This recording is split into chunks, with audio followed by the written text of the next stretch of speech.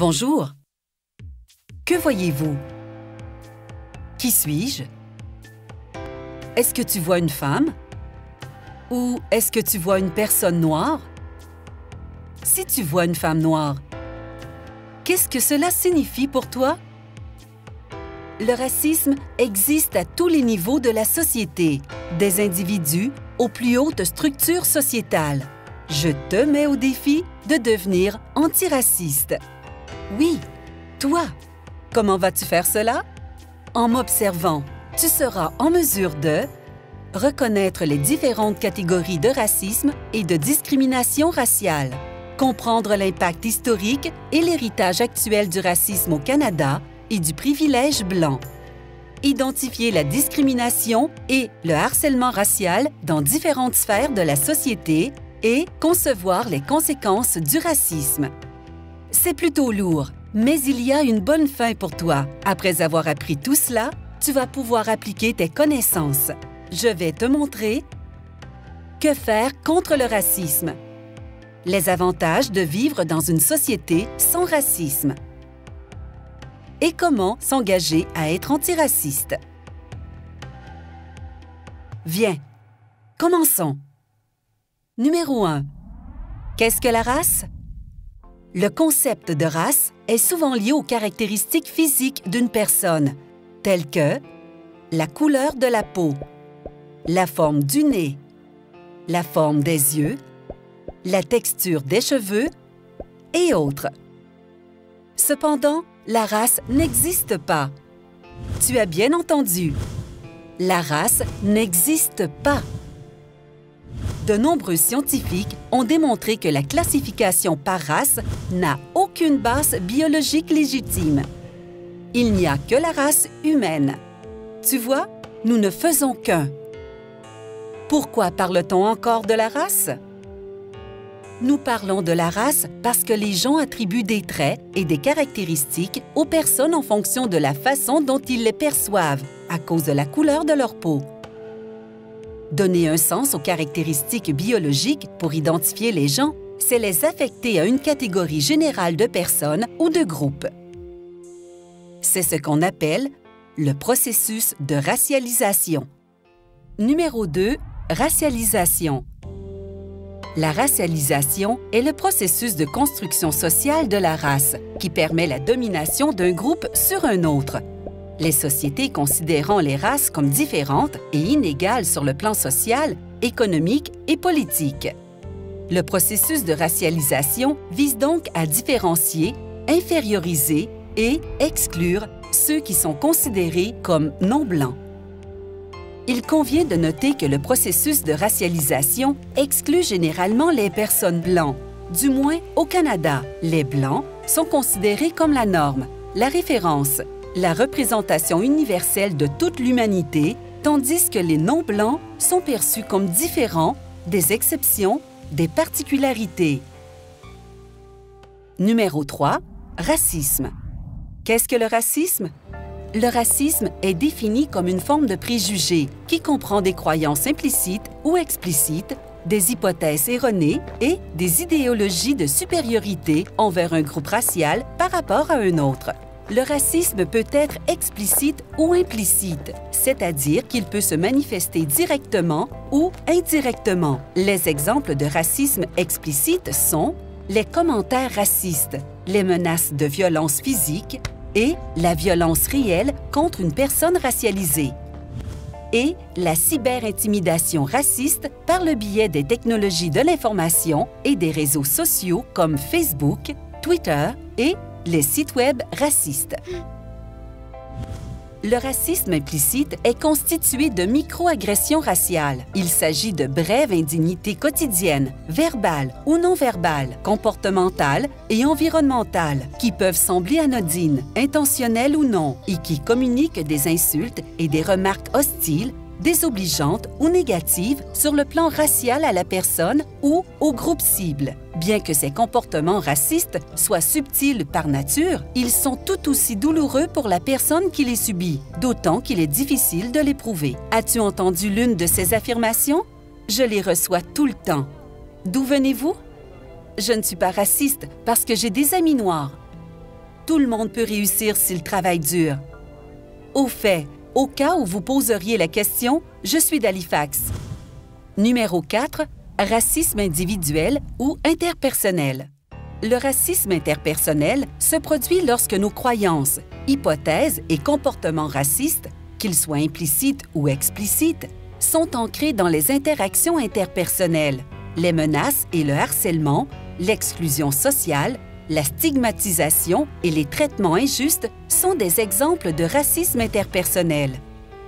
L'un des exemples les plus courants de racisme interpersonnel est le fait que certains élèves blancs excluent les élèves noirs de leur groupe de travail, soit parce qu'ils ne veulent pas travailler avec eux à cause de leur couleur de peau, soit parce qu'ils pensent qu'ils sont moins intelligents. Un autre exemple très courant de racisme interpersonnel est celui des parents blancs qui refusent implicitement ou explicitement que leurs enfants sortent avec des jeunes noirs. Numéro 5. Racisme institutionnel. Le racisme institutionnel se manifeste au sein d'institutions telles que les écoles, les gouvernements et les institutions religieuses. Il s'agit de politiques et de pratiques qui prétendent que toutes les races sont traitées de manière égale et obtiennent les mêmes résultats, alors que les personnes racialisées sont constamment opprimées et désavantagées par ces politiques et pratiques. Numéro 6. Racisme systémique ou structurel. Le racisme structurel ou systémique implique des préjugés raciaux dans toutes les institutions, y compris les politiques publiques et privées, les pratiques institutionnelles et les représentations culturelles, entre autres. Il renforce l'inégalité de traitement des groupes raciaux en privilégiant systématiquement le groupe racial majoritaire et en présentant des désavantages pour les groupes raciaux minoritaires. Par exemple, au Canada, malgré les efforts de changement, le programme scolaire est toujours conçu pour les étudiants blancs de la classe moyenne. Cela est évident dans les cours d'histoire, par exemple, qui explorent l'histoire du Canada du point de vue des Blancs et ne donnent pas la parole aux groupes de minorités raciales qui ont également une place dans l'histoire, notamment les Autochtones. Tu sais de quoi je parle. Numéro 7. Racisme intériorisé. Le racisme intériorisé est généralement défini comme l'acceptation et l'intégration par les individus d'un groupe racial dans un groupe racial dominant de croyances, de préjugés et de stéréotypes négatifs sur leurs propres capacités et valeurs. Le racisme intériorisé se produit lorsque les personnes victimes de racisme adoptent elles-mêmes des croyances et des comportements qui soutiennent le racisme dont elles sont victimes. Par exemple, elles se disent « Eh, peut-être que je ne suis pas assez bon ». Il s'agit d'une conséquence majeure de la vie dans une société raciste et de l'expérience du racisme. À force d'écouter des commentaires, des idées et des pensées racistes et de vivre des expériences racistes, certaines personnes racisées finissent par adhérer aux vues racistes du groupe dominant. Par exemple, un manager ou un chef d'équipe membre des communautés racisées refuse de confier des tâches gratifiantes à une autre personne racisée parce qu'il a intériorisé plusieurs préjugés sociaux sur les communautés racisées. Numéro 8. Profilage racial. On parle de profilage racial lorsqu'une figure autoritaire attribue une intention criminelle et/ou agit sur la base de suppositions stéréotypées fondées sur la race, la couleur, l'origine ethnique et d'autres marqueurs d'identité d'une personne. Un agent de police qui suppose qu'une personne est encline à un comportement délinquant parce qu'elle est noire ou autochtone est un exemple de profilage racial. Ou un employé de magasin qui dit à un groupe de jeunes noirs qu'ils ne peuvent pas entrer dans le magasin en même temps, mais qu'il laisse entrer un groupe de jeunes blancs. Numéro 9. Préjugé. Un préjugé est une opinion ou une attitude fausse ou injustifiée et souvent négative envers une personne ou un groupe parce qu'ils sont différents. Par exemple, le fait de percevoir une personne comme inférieure à elle-même en raison de sa race. Un exemple frappant est celui d'une femme noire qui entre dans un magasin et à qui on dit gentiment « Madame, je pense que ce magasin est trop cher pour vous. Je vous recommande d'aller dans un autre magasin où les prix sont plus abordables. » Numéro 10. Biais racial. Un biais est une inclinaison, un tempérament ou une perspective, souvent un jugement ou une opinion, Le parti pris peut être défini comme un préjugé favorable ou défavorable à un groupe ou à une personne par rapport à un autre et est souvent considéré comme injuste. Les biais implicites sont des biais qui sont activés involontairement, sans que l'individu en soit conscient ou qu'il les contrôle intentionnellement. Nos biais implicites ont tendance à être plus favorables à notre propre groupe ethnique et sont difficilement accessibles par introspection. La plupart des individus ont des préjugés raciaux implicites. Ça craint. Numéro 11. Privilège blanc et suprématie blanche. La suprématie blanche est la croyance que les humains de race blanche ou de teint plus pâle sont supérieurs aux humains appartenant à d'autres groupes raciaux. Dès le 19e siècle, on trouve plusieurs écrits défendant cette supériorité sur la base d'études à prétention scientifique. Cette idéologie est souvent associée à des groupes ou organisations violents comme ces racistes appelés le Ku Klux Klan et d'autres du même genre. Aujourd'hui, les études ont tendance à parler de privilège blanc. Les personnes blanches bénéficient de plus d'avantages dans la société en raison de la couleur de leur peau. Ces avantages sont invisibles pour ceux qui en bénéficient.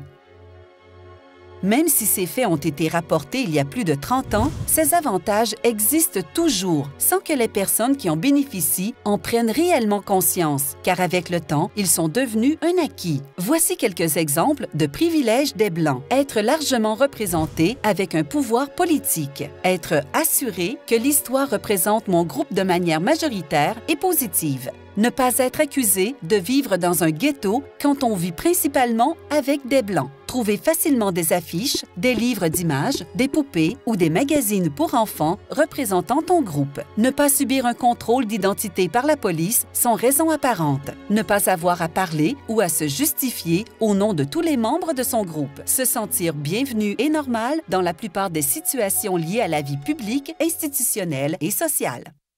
Vous savez maintenant ce qu'est le racisme. Le racisme dans l'histoire canadienne. La discrimination raciale au Canada. Le Canada a beaucoup de racisme dans son histoire. Connaître l'histoire du racisme au Canada nous permet de comprendre le traumatisme intergénérationnel et les effets continus de la discrimination raciale historique et actuelle. Tu dois comprendre le passé pour arriver au présent. L'histoire du Canada, telle qu'elle est enseignée dans les écoles, met l'accent sur la perspective européenne.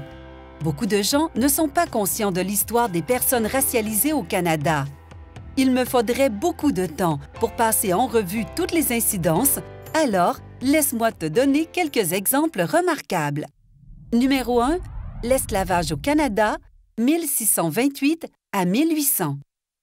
En Nouvelle-France, les colons français et anglais ont réduit en esclavage les Noirs et les Autochtones. Lorsque les loyalistes ont pris possession de la Nouvelle-France au 18e siècle, il y avait environ 4200 esclaves africains sur le territoire canadien.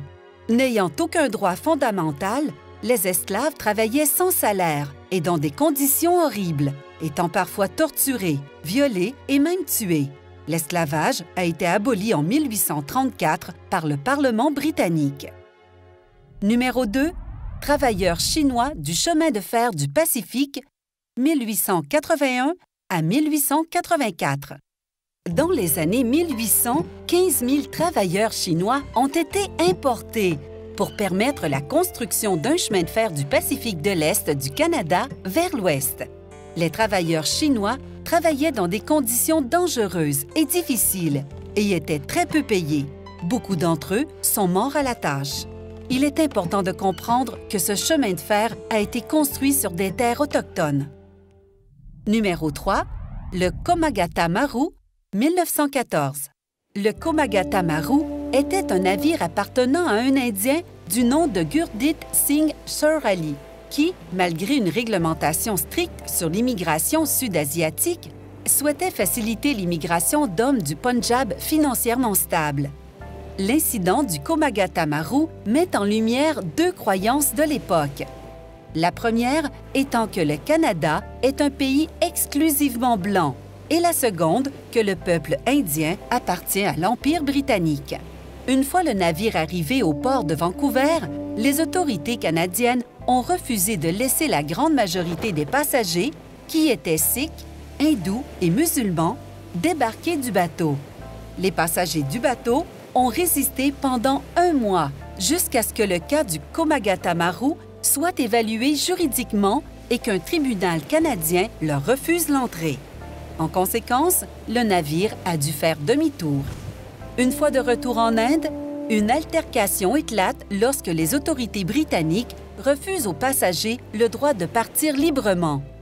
Une vingtaine de passagers ont été massacrés et de nombreux autres ont été emprisonnés. Numéro 4, le paquebot Saint-Louis, 1939. À l'aube de la Seconde Guerre mondiale, en 1939, 963 passagers juifs du navire Saint-Louis ont cherché refuge au Canada après s'être vu refuser l'entrée à Cuba et aux États-Unis. Le gouvernement canadien leur a refusé l'entrée. Le navire a dû retourner en Europe, où les passagers ont été dispersés dans divers pays européens. Ne pouvant trouver refuge au Canada, 254 des passagers ont été assassinés pendant l'Holocauste. Numéro 5. L'emprisonnement des Canadiens d'origine japonaise pendant la Seconde Guerre mondiale, 1941 à 1949. Dès 1877, un certain nombre de lois racistes contre la population japonaise ont été introduites au Canada, comme l'interdiction de voter. L'attaque japonaise sur Pearl Harbor, le 7 décembre 1941, pendant la Seconde Guerre mondiale, ne fait qu'aggraver ces préjugés. En 1942, le gouvernement canadien, par le biais de nouveaux règlements, a expulsé environ 8000 Canadiens japonais de leurs maisons et propriétés dans l'Ouest canadien et les a vendus. En conséquence, les résidents japonais ont tous été confinés dans un parc de Vancouver. Au total, 21 000 Canadiens d'origine japonaise ont connu ce sort. Numéro 6. Le racisme dans le système d'immigration. Il existe de nombreux exemples de racisme dans les politiques d'immigration canadiennes. En voici 2 exemples.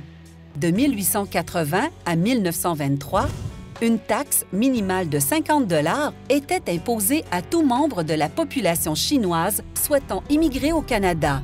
Cette taxe existait afin de limiter l'immigration des Chinois au Canada.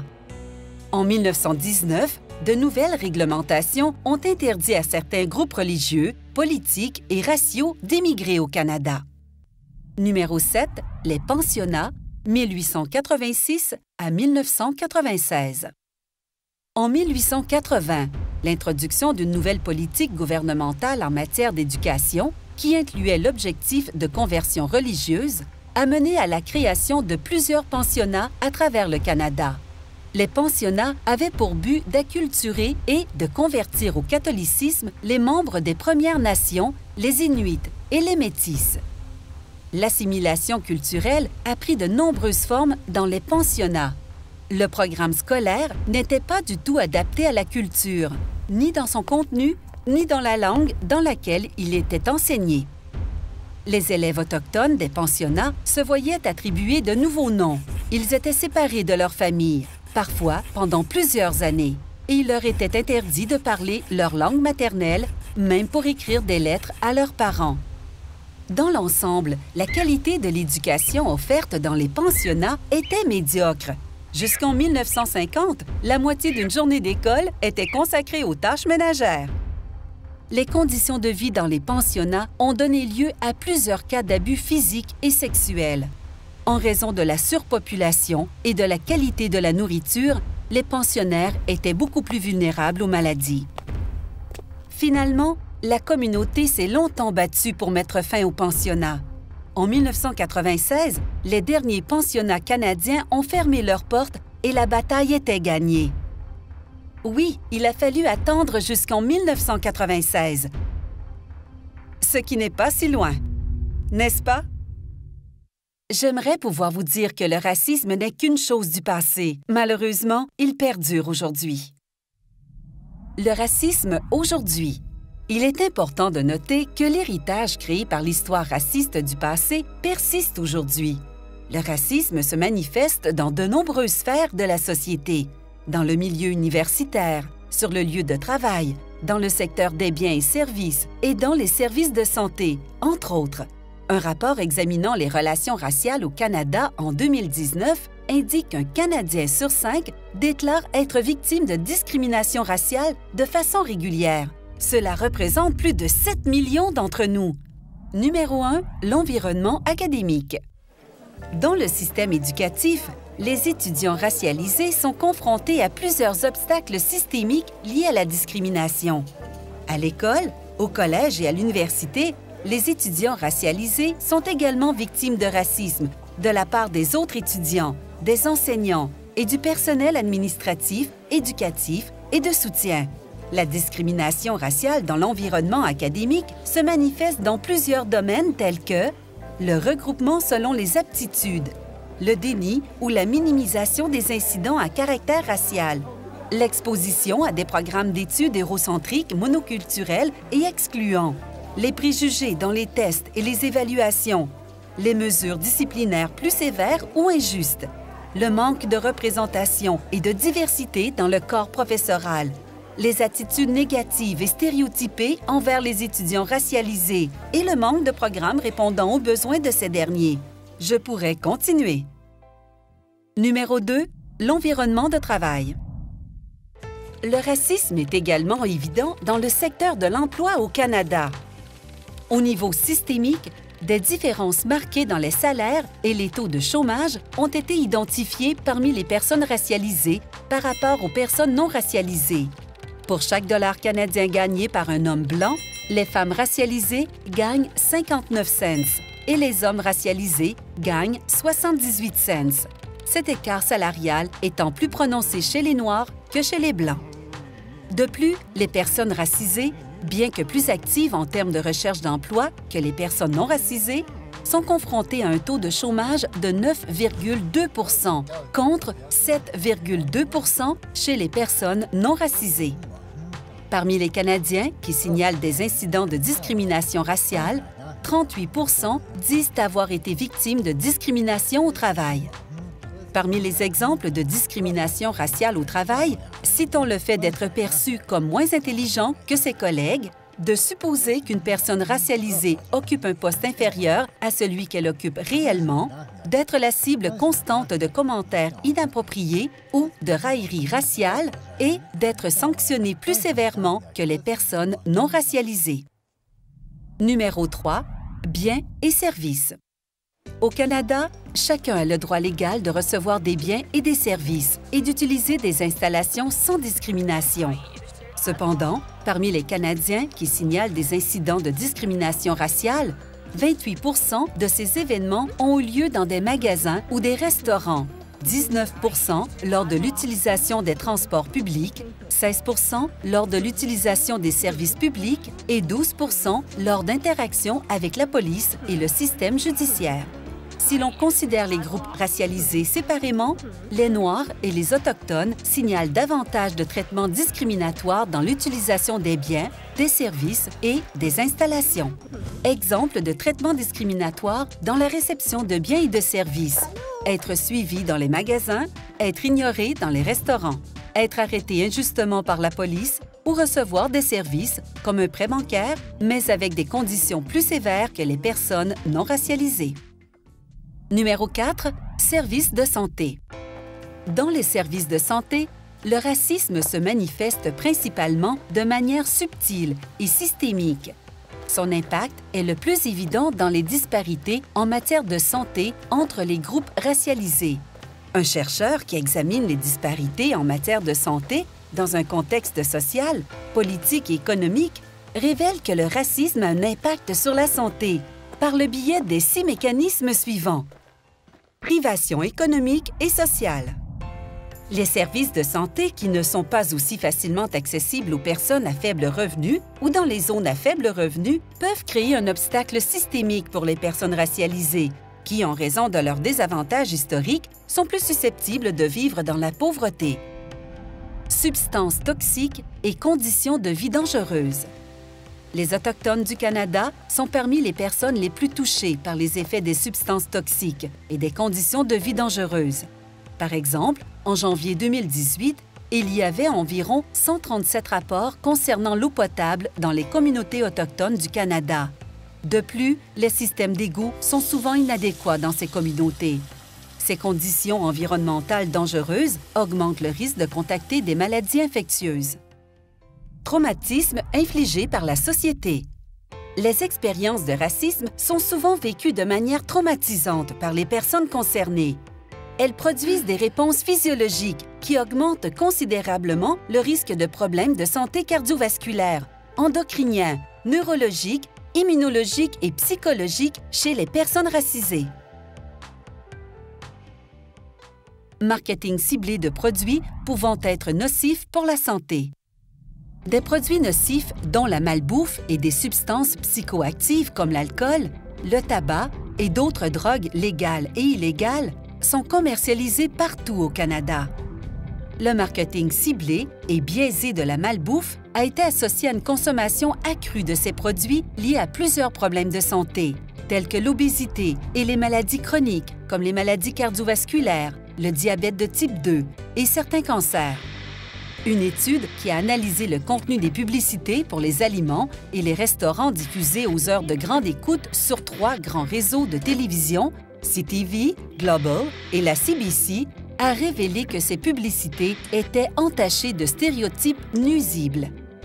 Dans l'ensemble, les Blancs étaient surreprésentés dans les publicités pour les aliments et les restaurants et étaient associés à la nature et aux aliments sains et non transformés.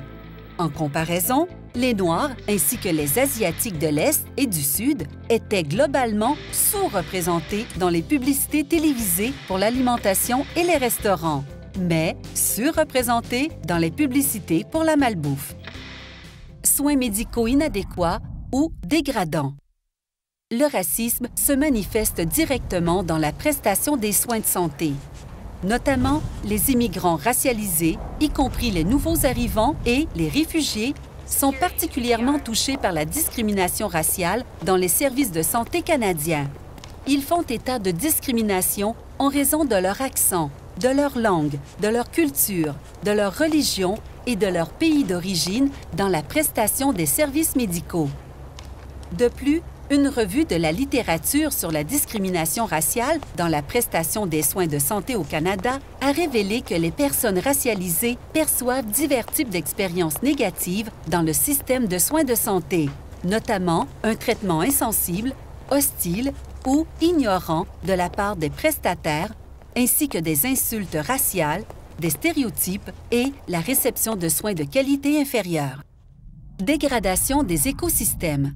Il s'agit en particulier, mais pas seulement, de l'aliénation systématique des peuples autochtones, de leurs terres et des économies traditionnelles correspondantes. Le déracinement et la migration ont été reconnus comme des déterminants sociaux de la santé par l'Organisation mondiale de la santé.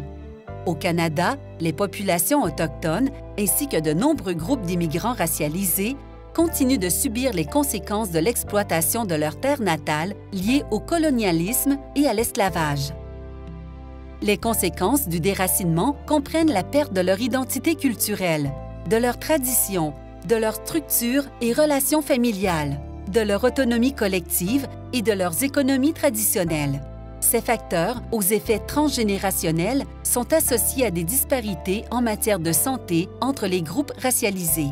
Voilà, c'est fait! Tu sais maintenant ce qu'est le racisme, l'histoire du racisme au Canada et certaines des façons dont il existe aujourd'hui. Il est maintenant temps d'apprendre ce que tu peux faire pour le reconnaître et t'assurer que tu es antiraciste. Le racisme est une forme de préjugé à multiples facettes qui influence la façon dont on perçoit et agit envers certains groupes. Maintenant que tu sais ce qu'est le racisme, discutons des conséquences du racisme. Identifions la discrimination raciale et apprenons les éléments nécessaires pour développer des attitudes antiracistes. Suis-moi dans cet important voyage. Commençons par examiner les conséquences du racisme. L'éducation et la race. Les préjugés raciaux et les obstacles systémiques dans l'éducation présentent des problèmes négatifs pour les personnes racialisées. Pour illustrer les conséquences sociales du racisme, voici quelques exemples tirés de l'initiative canadienne Couleurs de la pauvreté 2019. La plupart des faits rapportés sont tirés des données du recensement canadien de 2016 pour la région de Toronto. on observe des taux d'obtention de diplômes d'études secondaires plus faibles chez les élèves noirs, 69 % et des Premières Nations, 50 % que chez les élèves blancs, 84 % Les étudiants noirs et des Premières Nations sont moins susceptibles que les étudiants blancs de suivre un programme académique ou préuniversitaire et plus susceptibles de suivre un programme appliqué. Les élèves noirs des Premières Nations, de la Méditerranée orientale et de l'Asie du Sud-Ouest sont représentés de manière disproportionnée dans les renvois scolaires. Par exemple, les élèves noirs représentent 2 % de la population scolaire, mais ils sont à l'origine de 48 % des expulsions. Les élèves à faible revenu sont plus susceptibles de ne pas répondre aux attentes provinciales en matière de lecture par rapport à leurs pairs à revenus élevés. Les élèves issus de familles à faible revenu ont plus de risques de ne pas poursuivre des études universitaires. La présence policière est plus importante dans les écoles comptant une plus grande population d'élèves noirs et d'élèves considérés comme vulnérables ou à risque.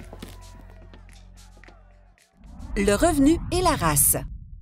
Les personnes racisées, 20,8 %, sont plus susceptibles d'avoir un faible revenu par rapport aux personnes blanches, 12,2 %. La majorité, 80 % des membres des Premières Nations du Canada vivant dans des réserves sont sous le seuil de pauvreté. En général, les taux de pauvreté des enfants sont plus élevés chez les enfants d'immigrants, les enfants des Premières Nations et les enfants non blancs. Les immigrants consacrent plus de 50 % de leurs revenus au logement et connaissent davantage d'insécurité alimentaire que les Canadiens de naissance. Conséquences économiques. Le racisme systémique et la discrimination raciale ont un impact sur les possibilités d'emploi et la situation financière des personnes qui en sont victimes. Entre autres, il existe des écarts entre le niveau d'éducation et le statut professionnel des personnes racisées par rapport aux Blancs. Les employeurs pratiquent fréquemment une discrimination à l'encontre des candidats sur la base de leur nom. À compétences et qualifications égales, un employeur est moins susceptible de choisir une personne dont le nom semble être d'origine africaine, asiatique ou arabe. La non-reconnaissance ou la dévaluation des diplômes internationaux signifie que de nombreux immigrants sont incapables d'appliquer leurs compétences dans le domaine d'emploi qu'ils ont choisi. Au Canada, 41 % des immigrants à faible revenu chronique possèdent un diplôme d'études postsecondaires.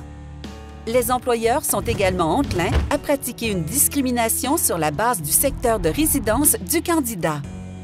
Le recours à la vérification du casier judiciaire dans le processus d'embauche exclut encore davantage les groupes excessivement surveillés par la police de l'emploi. Les travailleurs à bas salaire, issus de l'immigration temporaire, proviennent de manière disproportionnée du Sud. Les personnes racisées, les membres des Premières Nations et les immigrants sont surreprésentés dans les emplois à temps partiel à faible revenu et sans avantage en matière d'absence et de sécurité d'emploi. En 2015, les employés des Premières Nations de l'Ontario avaient un taux de salaire inférieur à 26 $ de l'heure par rapport aux personnes non issues des Premières Nations qui recevaient 27,41 $ de l'heure. Impact sur la santé mentale.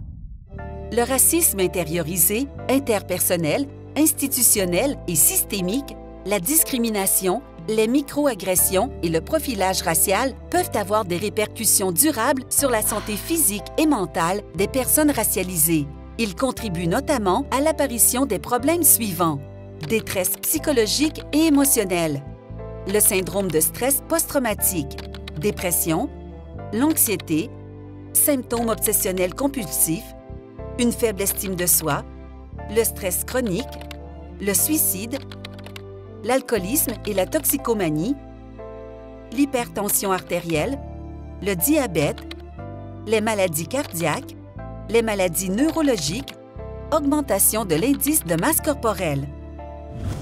Ainsi, les conséquences du racisme sont réelles et profondes. Des ramifications importantes telles que la pauvreté, le manque d'éducation et l'insécurité de l'emploi donnent lieu à une base socio-économique précaire, à partir de laquelle les populations racisées sont censées s'élever pour relever les mêmes défis que les autres membres de la société. Même lorsque les personnes racialisées atteignent les mêmes sommets que les autres races dans le domaine professionnel qu'elles ont choisi, les possibilités d'avancement sont souvent moindres et leur taux de rémunération est souvent inférieur à compétences égales. Aussi profondément enracinée et répandue que soit le racisme, cette crise n'est pas sans espoir de rémédiation. Regardons maintenant vers l'avenir pour examiner ce que tu peux faire pour devenir antiraciste. Comment repérer la discrimination raciale? Voici ce qu'il faut rechercher. La discrimination raciale est toute action qui limite les possibilités d'une personne en raison de sa race ou de son origine ethnique. Elle peut prendre de nombreuses formes et est parfois plus facile à identifier qu'à d'autres moments. Voici quelques exemples de discrimination raciale dans les écoles, sur les lieux de travail et dans les services de santé. Environnement académique. Utiliser un ton condescendant lorsqu'on s'adresse à un parent qui semble mal à l'aise pour parler la langue de l'établissement. Orienter les élèves racisés vers des parcours professionnels moins valorisants. Avoir un seuil de tolérance plus bas pour les actions punissables par une suspension de l'école en fonction de la race. Avoir une discipline plus sévère, fondée sur la race ou sanctionner un élève racisé alors qu'un élève blanc n'est pas sanctionné dans un contexte similaire. Impliquer les services de police dans l'enquête sur des allégations fondées sur la race à l'encontre d'un élève. Environnement de travail. Fermer les yeux face à la discrimination raciale sur le lieu de travail. L'employeur a la responsabilité de traiter le problème à la fois avec la personne responsable de l'acte ou des paroles ainsi qu'avec la victime. Avoir un seuil de tolérance plus bas pour le licenciement d'employés racisés. Avoir des exigences plus élevées pour les employés racisés. Refuser d'embaucher un candidat racisé parce qu'on estime qu'il n'a pas sa place dans l'équipe. Établir des critères d'embauche qui peuvent être désavantageux pour les personnes appartenant à certains groupes raciaux ou ethniques. Accorder un traitement moins favorable à un employé qui a déposé une plainte pour un fait raciste ou une discrimination raciale. Supposer des compétences inférieures et ou attribuer un salaire inférieur en raison de la race. Service de santé. Ne pas recommander la décharge médicale à un patient en raison de sa race ou de son origine ethnique. Parler à un patient ou à un médecin sur un ton condescendant ou le rabaisser en raison de son accent. Fournir des services à contre-cœur aux patients en faisant des suppositions basées sur la race ou l'ethnicité du patient. Proposer un traitement en fonction d'hypothèses sur la situation financière du patient plutôt que de proposer le meilleur traitement possible. Ne pas donner toutes les informations afin que la personne soit en mesure d'anticiper les complications. Évaluer de manière incomplète, ce qui entraîne un dépistage tardif. S'adresser directement à l'interprète sans regarder le patient. Déconstruire les préjugés raciaux. Tu dois reconnaître tes propres partis pris et préjugés raciaux, ainsi que ceux communiqués par ton environnement. Voici une liste de quelques exemples. Faire des suppositions sur l'intelligence d'une personne en fonction de son niveau de langue, c'est-à-dire la langue parlée par la majorité. Avoir une préférence pour les crèches où la majorité des soignants sont blancs. Avoir un sentiment de danger immédiat en présence de personnes appartenant à certains groupes, par exemple, une femme tenant fermement son sac à main lorsqu'elle croise un homme noir dans la rue ou une personne qui s'inquiète de la sécurité de sa famille lorsqu'elle croise une femme voilée à l'aéroport. Maintenant, tu sais quels sont les problèmes. Tu as vu les graves conséquences du racisme et tu as entendu de nombreux exemples de la façon dont le racisme peut être vécu dans n'importe quel environnement. Maintenant vient la partie difficile. Tu dois te regarder dans le miroir et te comprendre toi-même. Maintenant, tournons-nous vers toi. Tu peux faire quelque chose à ce sujet. Des politiques qui doivent changer ou petits changements d'attitude, tu peux t'impliquer et devenir antiraciste. Voici quelques suggestions pour briser le cycle du racisme, un objectif de justice sociale qui devrait être commun à toute la société, puisque le racisme est une violation directe des droits de l'homme. C'est pour cette raison que chaque personne doit s'engager et adhérer à des pratiques antiracistes à tout moment. Montrer l'exemple sera difficile, mais c'est un pas vers un avenir meilleur, un avenir plus juste. Commençons par le gros morceau. actions politiques et recommandations contre la discrimination raciale et le racisme en cours. Vous avez une loi pour vous protéger. Connaissez vos droits. En vertu de la Loi canadienne sur les droits de la personne, la discrimination fondée sur la race ou l'origine ethnique est illégale. L'application de cette loi comporte 4 composantes essentielles à un programme organisationnel de lutte contre le racisme.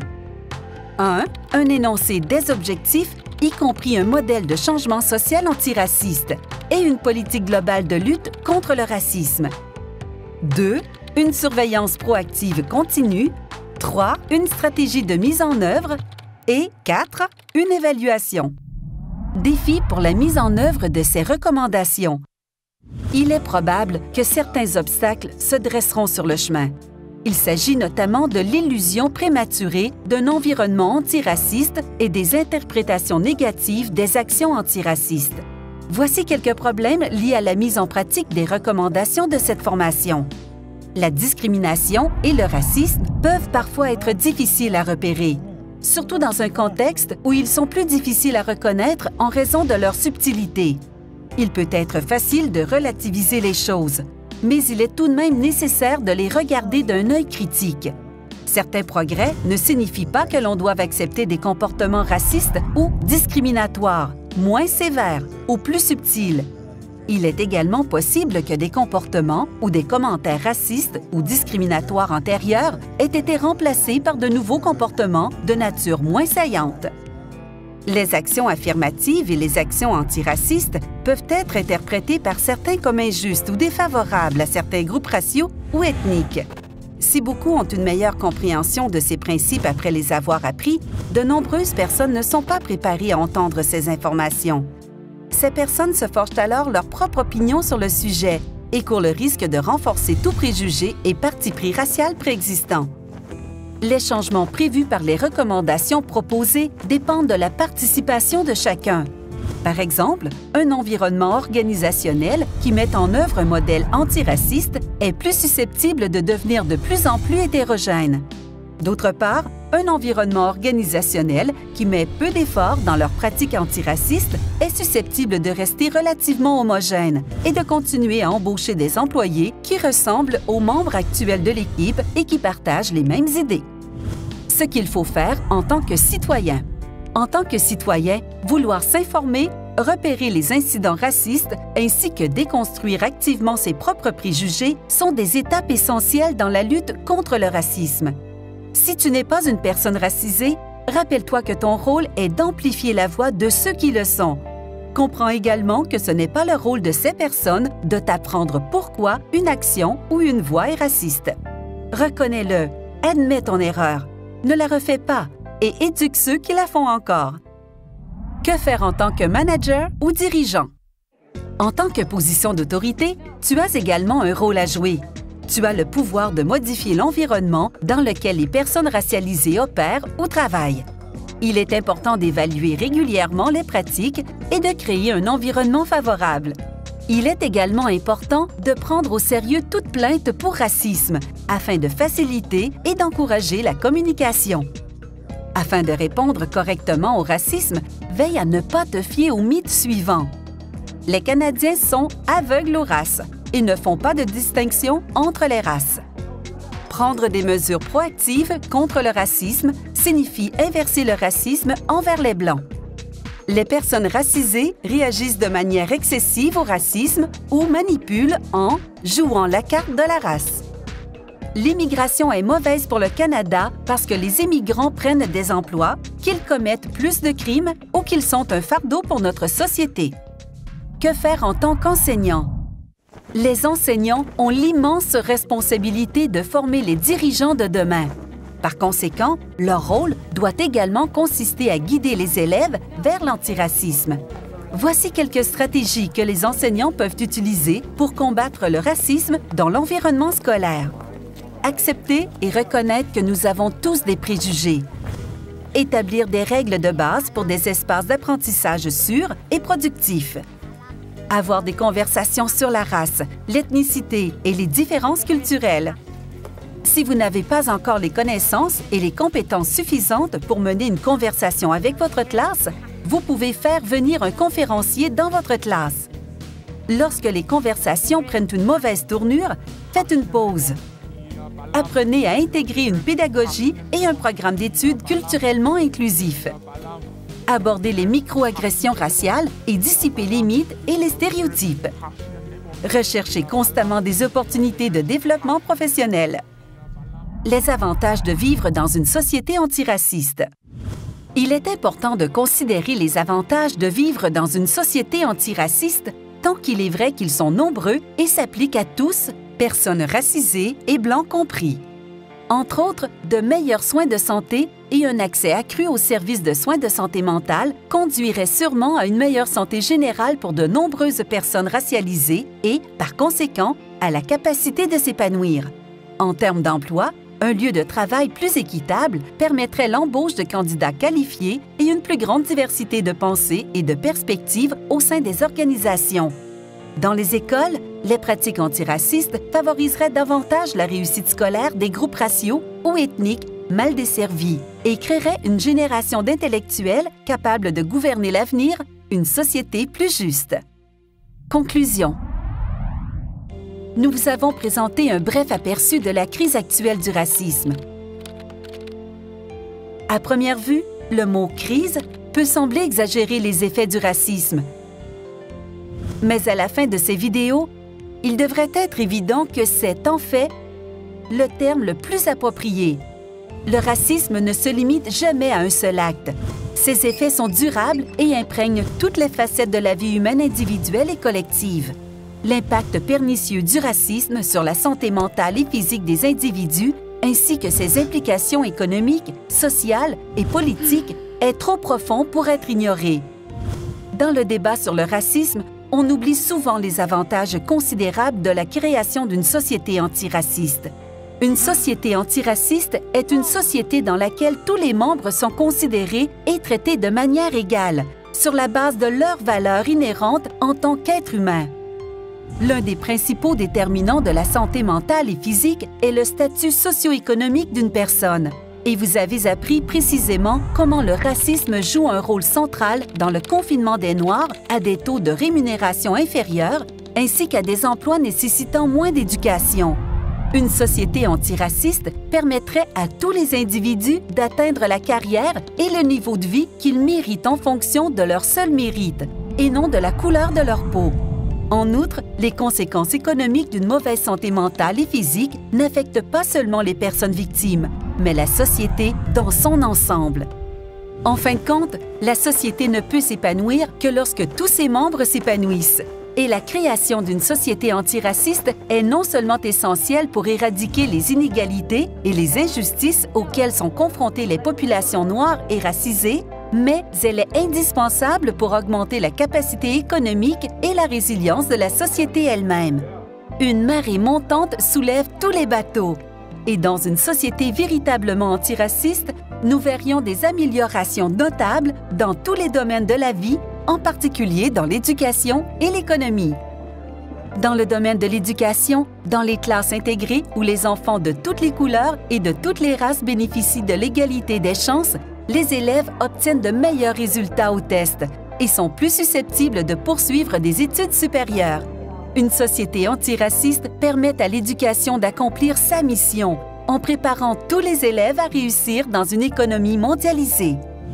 Imaginez que vous commencez une course de 26 km, mais qu'on vous a demandé de partir 10 km derrière tous les autres. Au premier kilomètre, vous avez déjà couru 11 km. Lorsqu'il vous rencontre au premier kilomètre, il se demande pourquoi vous transpirez déjà. Ne vous êtes-vous pas entraîné pour cela? Pourquoi ne pouvez-vous pas tenir le rythme? À 25 km de l'arrivée, est-il surprenant que vous soyez le plus fatigué? Et sera-t-il surprenant que vous ne puissiez pas terminer la course? Une société antiraciste est une société dans laquelle tout le monde prend le départ de la course sur la même ligne. Travaillons ensemble pour bannir le racisme.